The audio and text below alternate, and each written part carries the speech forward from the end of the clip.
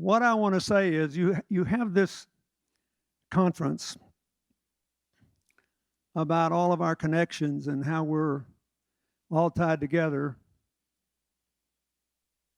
And everything you say is about what we can do to make things better. It's inherently empowering. If you read the newspaper every day, you'd think not a good thing happened in the world yesterday, right? I mean, it's all about ISIS, or just a few days ago, Gaza, or what new theory Mr. Putin's thought up to trample on the Ukrainians, or the political fights in America, or 1,000 other things. But these negative developments also have some basis in reality. That's why you had Miriam Ibrahim here. A lot of you probably followed her story and her husband and her children when she was going through that horrible experience in Sudan. And so what I want to try to do is to get you to think about what dominates your life, making good things happen, and the extent to which a lot of the developments which empower people through technology also empower people to make more bad things happen, and how we are or are not going to resolve that. I have to say that, to me, I think you shouldn't assume in going forward with the implications of all your work that everybody that you run with is representative of most of the people in the world, not only because technology has not reached them, but because technology may have reached them before other things reached into their hearts and minds. A lot of how the 21st century turns out is a matter of mind and heart. Who are we? What gives meaning and purpose to our lives? What are our obligations to other people, to future generations, to the earth, with the stresses of climate change and local resource depletions? What model will dominate our interdependence? All the pioneers of information technology have created the most amazingly interdependent world. And all the lessons of both your successes and the newspaper headlines indicate that interdependence can be positive, negative, or human nature being what it is, both. Therefore, I believe that each in our own way, we will all be fighting. We've been at this for at least 25 years now, since the fall of the Berlin Wall and the spread of information technology out of its original silos. And we'll be at it for probably another 25 years through various incarnations of cyber terrorism and other nightmares.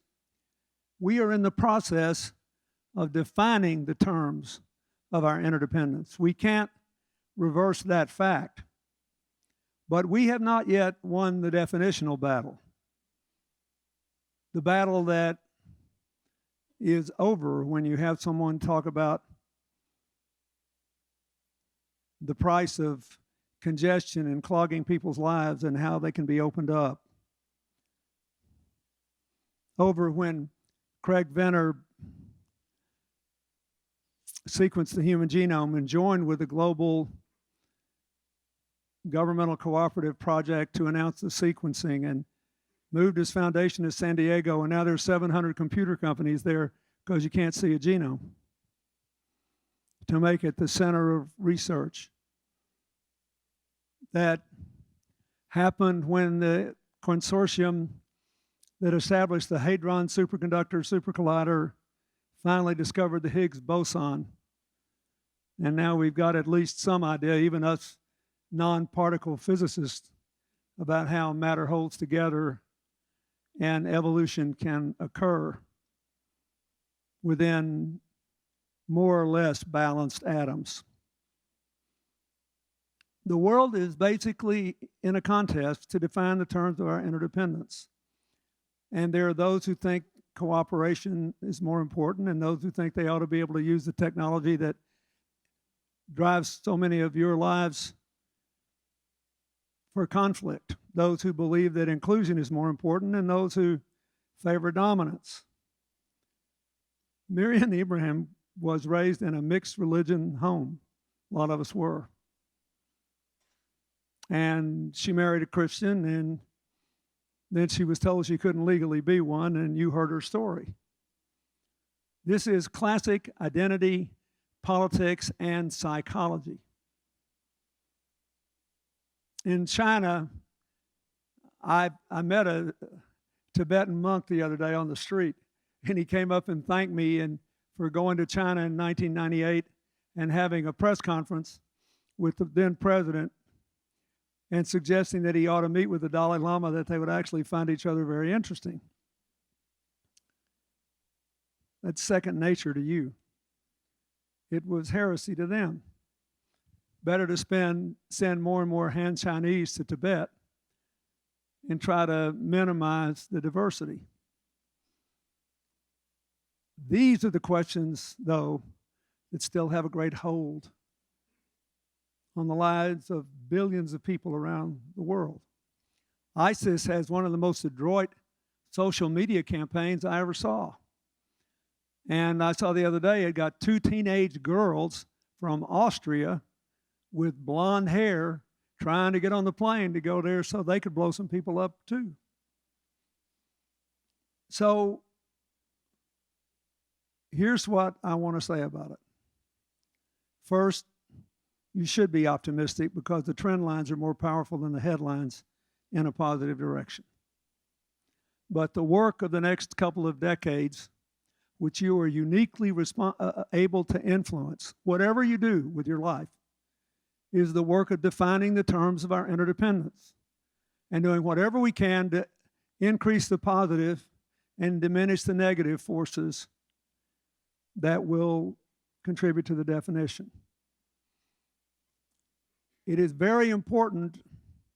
When the president spoke the other night, I thought he had it about right, what he wanted to do with ISIS and all that. But I think the rest of us have to realize we don't get to make those decisions. We want to do what we can do to stop bad things from happening, but we also have to keep making good things happen. To win a battle of how we all think, that is profoundly important. So what do we know? We know technology is empowering, but it has also made power more diffuse, which is a very good thing if you can set up like microcredit networks and among poor women and some men in Africa and do a lot of the things that we work on. We know that there is an enormous amount of concentrated power, however, where geographic proximity matters. So old-fashioned power matters in Ukraine because look at the map. And that means that we have to have a different strategy for dealing with that. We know from the young people in Ukraine in the Maidan and the young Egyptians in Tahrir Square that it's one thing to bring down a government that is corrupt in Ukraine or too authoritarian in Egypt, and quite another to have the people who brought it down be included in creating the future that they dreamed of. We know that everywhere, in ways large and small, there is this great conflict between those who favor inclusion and those who favor dominance. We know that as a general rule, as all of you prove, creative networks of cooperation make good things happen, and constant conflict leads to paralysis. And if you doubt that, take a plane flight to Washington. But getting from here to there is not always so easy. We know that these kinds of interdependence often coexist in the same place. I've often wondered when Boko Haram kidnapped those 200 young people in northern Nigeria why they had never interfered with our foundation's work to save 1 million lives from waterborne illnesses, principally diarrhea, by getting out oral rehydration therapy and zinc. They know that these people represent our foundation, and they have studiously let them work, maybe because the little girls we were trying to save weren't old enough for them to feel they had to dominate yet. You remember when Al-Shabaab shot up the shopping center in Nairobi? Negative interdependence. One of the victims was a wonderful Dutch nurse who ran an important part of our healthcare program, my foundation's healthcare program in Tanzania. And her brilliant partner, who was an architect, she was in Kenya to have her baby because Nairobi is the best place to have a baby in that part of Africa. And she was 8.5 months pregnant when those men fulfilled their identity and mission in life, cutting down totally innocent people. She too was an example of global interdependence. She left the Netherlands, went to work for us in Africa, then got a chance to go back to the United States and get a PhD in public health, and came back and was helping to build a whole healthcare system for Tanzania when she was cut down about 2 weeks before her baby was born. And I think often about how they represent two sides of this struggle. The one thing we got going for us is the trend lines are still good. If you look at the Millennium Development Goals, which they're running their course next year, we know we're going to make the healthcare goal, which Bill Gates has written a great deal about, in terms of dropping maternal and infant mortality, dropping early childhood deaths, dramatic overall improvements in survival rates for AIDS, tuberculosis, malaria. And we're really getting there on the dirty water deaths, 80% of whom are children under 5. We know we're going to make the goal on the reduction of extreme poverty worldwide. And a lot of you have probably been involved in that one way or the other with various NGO efforts. The Rwandan government gave every rural family that moved to one of their villages with appropriate facilities to support them a milk cow. May seem like a little deal. In 1 year, they moved 600,000 people out of the ranks of the extremely poor by making sure that the cows could be properly milked and the milk could be saved and consumed or sold in an appropriate way. We're making progress toward the only world that will work that's interdependent, which is more shared opportunity and prosperity and more shared responsibilities for security and for social justice and for combating climate change. And a genuine shared sense of community, not where people give up their identity, but where they wear it with interest and pride, but they believe our common humanity matters more. The technology will only work if, in the end, those values prevail. And as I said, I think that I want you to know about all these problems that are in the news today. Don't deny them. We shouldn't be. But it's just not true that it's a one-sided story. And on balance, the positive forces outweigh the negative. Look at China. They have terrible environmental problems. Millions of acres of lands have been polluted so that food can't be safely grown. You all know about the air problems, but the Yellow River is dry at parts of the year, and the Chinese did what we all do. We are all vulnerable to this. Whenever you're in a tight, this is sort of off topic, but remember this. Whenever you're in a tight, your automatic reaction is to fall back on what you're good at. Don't you think? And personally, professionally, whatever. Sometimes what you're good at is not the right response. What the Chinese are good at, it's what the Indians need to become better at, aggregating and investing capital to build infrastructure. So they decided to build these huge gravity-driven canals connecting the Yangtze and the Yellow, which their own engineers, not Greenpeace, were begging them, say, please be careful, you could dry both these rivers up, which would then put enormous pressure on them to go after the headwaters of the Mekong, which could cause all hell break loose in Southeast Asia. So I say that because I believe that it's easy to overlook in the daily reports of the air pollution in Beijing that they have nevertheless moved more people out of poverty into the global middle class in the last 30 years than any unit in history. And so what we have to do is to try to figure out how to make it possible for them to do even more of that and create more prosperity by dealing with their internal challenges, which will be good economics for them, just as it was for Japan before them and others, if that's the decision they make, rather than a decision to try to confront and overcome by size their neighbors in the South China Sea, Southeast Asia, and the Philippines over natural resources.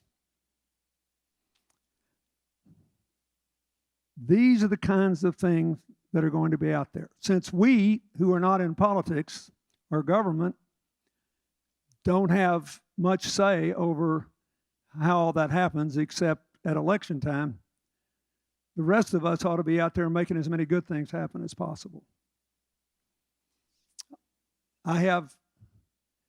When the Ebola outbreak took hold in West Africa, we had been heavily involved in Liberia, helping them to build a health system and deal with their AIDS issues for a long time. And we had to evacuate the people that were working there, except the top three who were the government said, please don't take them.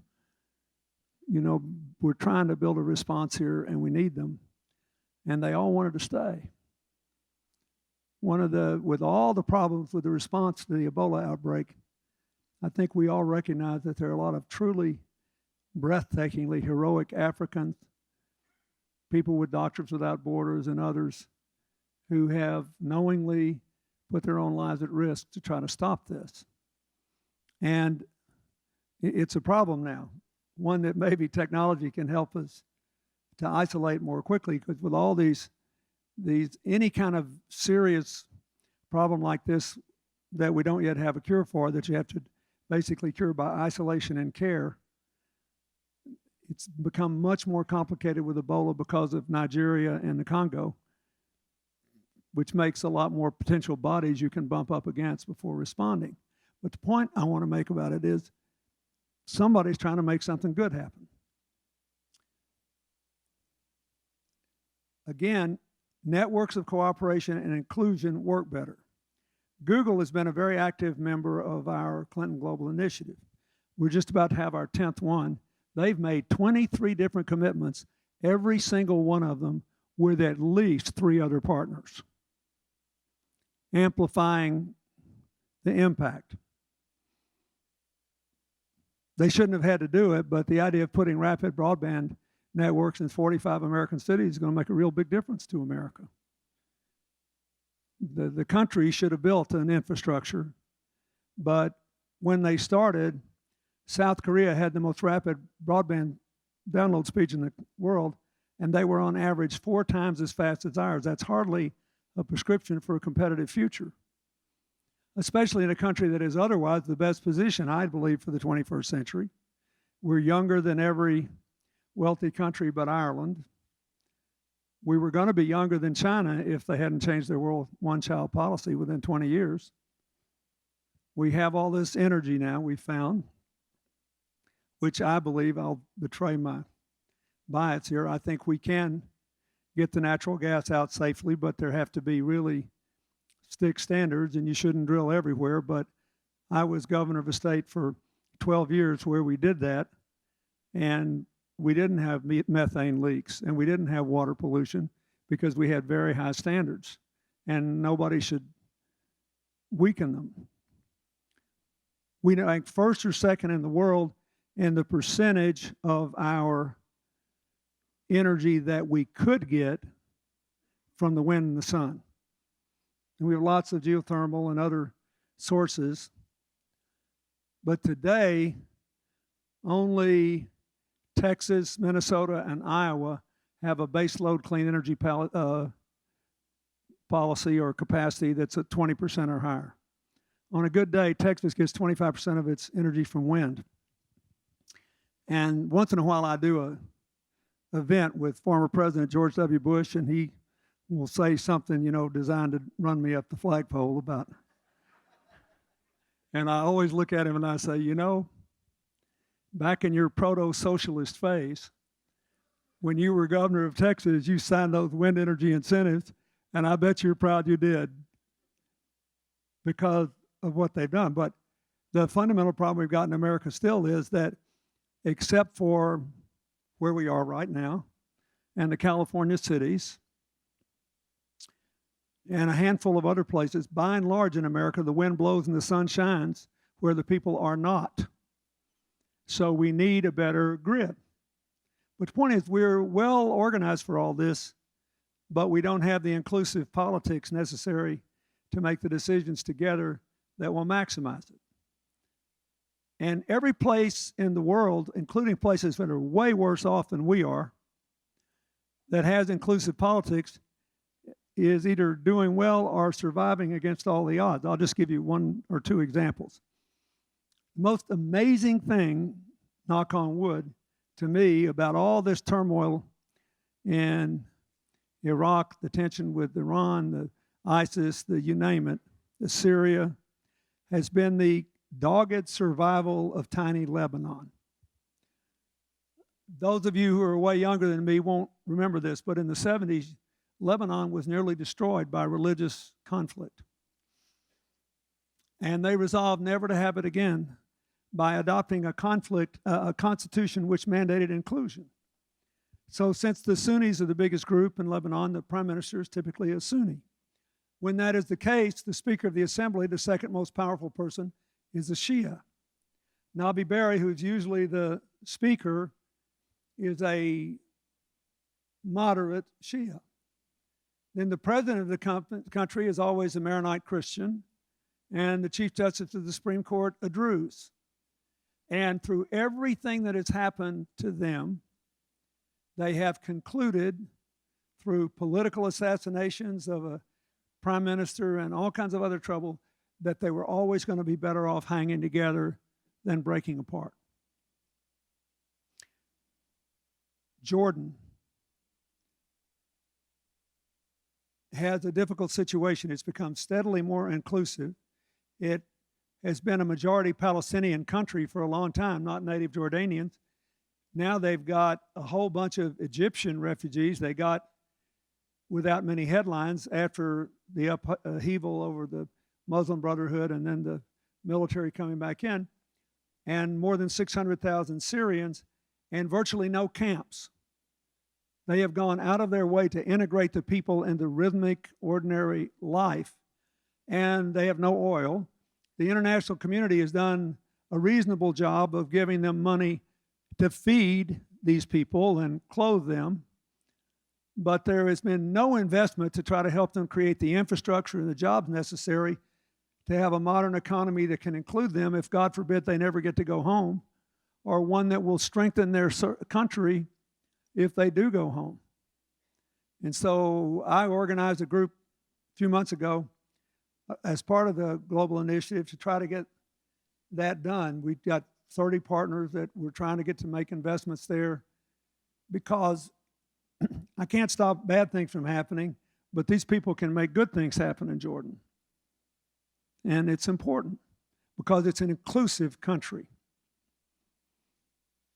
When Nelson Mandela, who died, as all of you know, not too long ago, was president of South Africa, we had a wonderful time. His service was entirely during the time I was president. And right after he got inaugurated, he called me one day and he said, "Oh, they're giving me hell." And I said, "Who, Madiba, the Afrikaners?" He said, no, my own people. I said, "And what are they saying?" They're saying, "Madiba, you got 63% of the vote in a 19-candidate race. And you want to put these people in your government that kept you in prison for 27 years and beat our people up and shot them in the street? What are you thinking? And I said, what'd you tell him? He said, I said, look, we just voted for the first time in 300 years. So let me ask you a question. Can we run the army by ourselves? Can we run the banks? Can we run all the ministries of government? Can we even run the local police forces? Is there one thing in this country we can run all by ourselves tomorrow? The answer is no. Perhaps someday, not now. We have to do this together. And Mandela so disarmed the leaders of the apartheid political parties by actually putting them in the cabinet when they had nowhere near enough votes to get there, because he knew how much of the country's infrastructure they influenced, that they started behaving more like him. It had nothing to do with technology. They made a decision to have a network of cooperation, which technology can amplify millions of times over. So I ask you to think about that.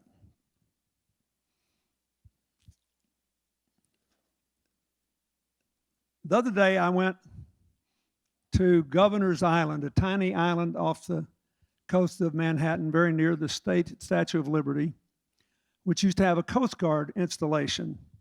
And I arranged for it to be given to the state of New York in the city. There's a school on Governor's Island called the Harbor School. And I'm crazy about it because 80% of the kids there are on school lunches. An enormous number of them couldn't even swim when they showed up. They come from immigrant families and low-income families.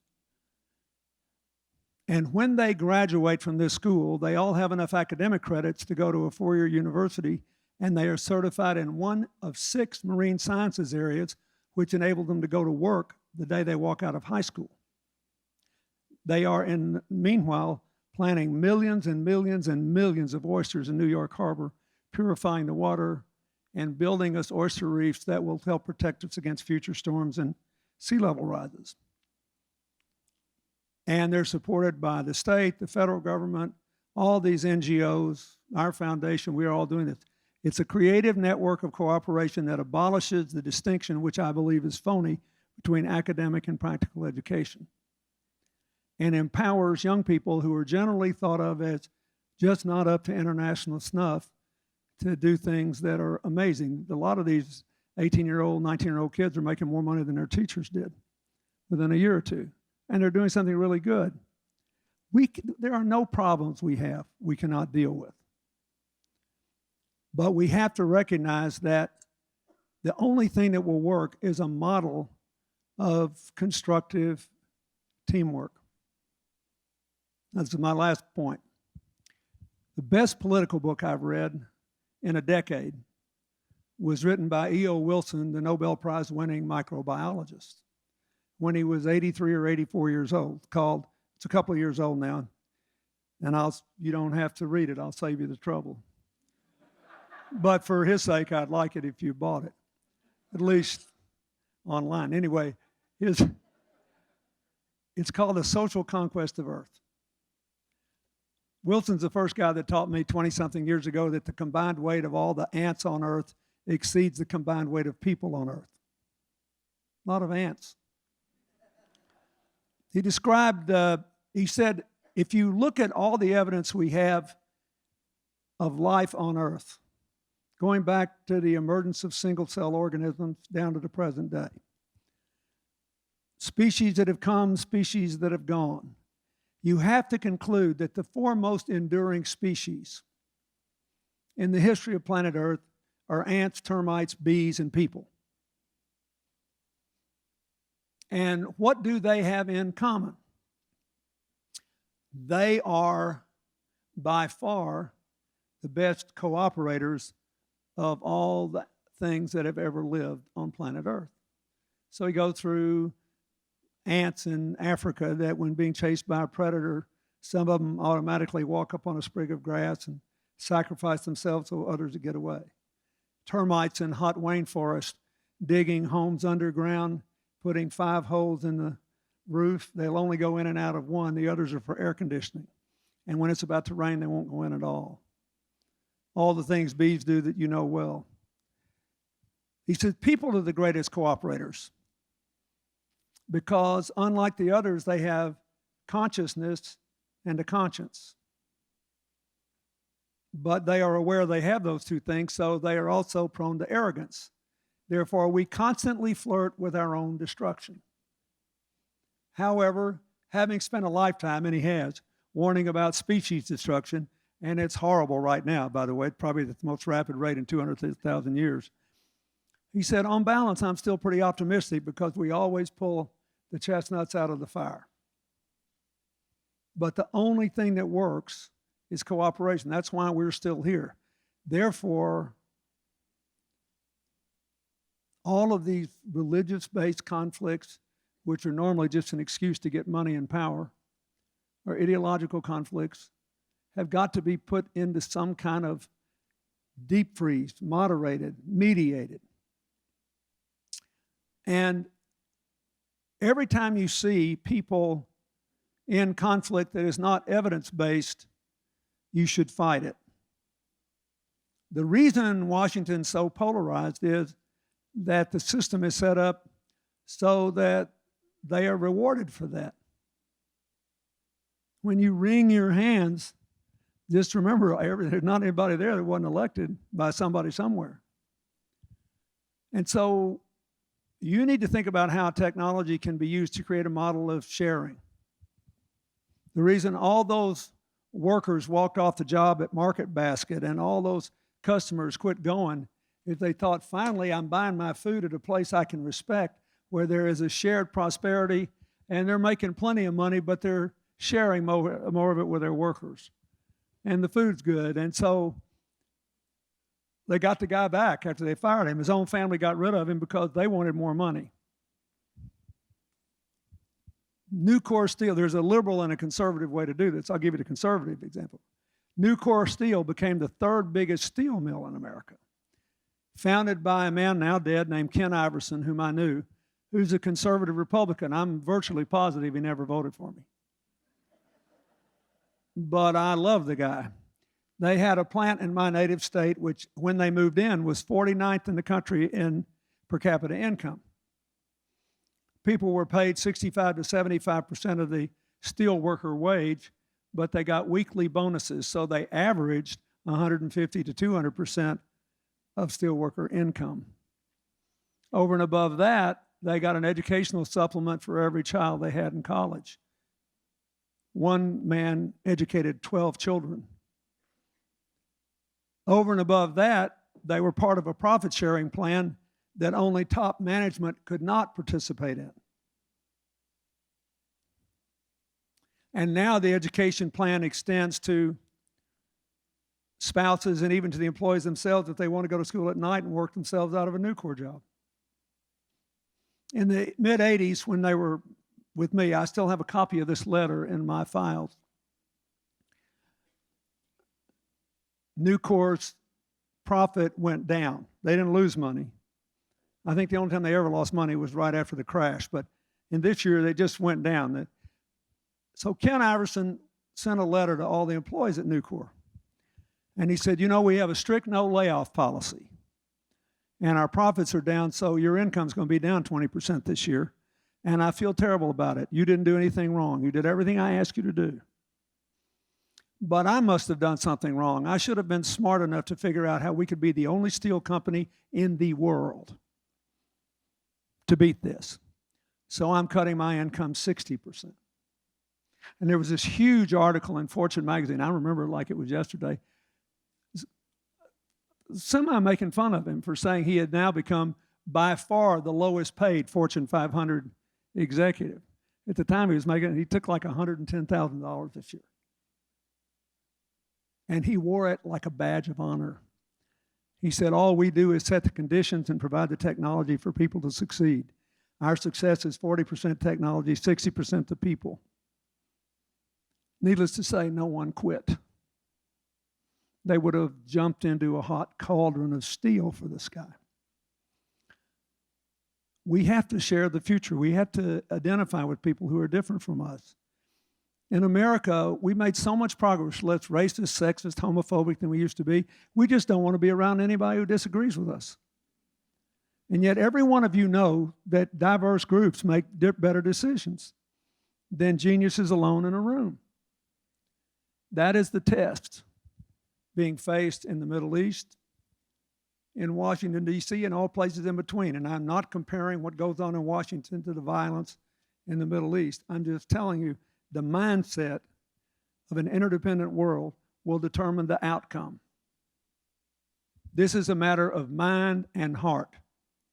We're going to share the future. You and I have to make good things happen in a way that helps to define the terms in the right way. Thank you very much.